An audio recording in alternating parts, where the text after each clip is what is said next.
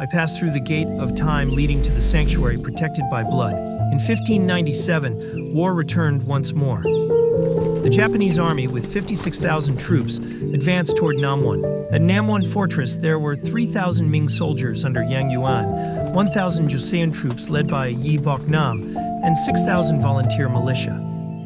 Beneath the thunder of cannon fire, over 10,000 soldiers and civilians fought with loyalty and righteousness.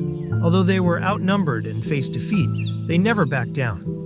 General Yi Bok-nam ignited the gunpowder store and took his own life, while countless patriots fought to the end and fell with honor. They rose to the ranks of saints. Here stands 충렬사. This is where we honor the righteous souls who gave their lives for the nation that day. Standing here, my heart is filled with both warmth and solemn reverence. We must never forget their spirit of loyalty and righteousness.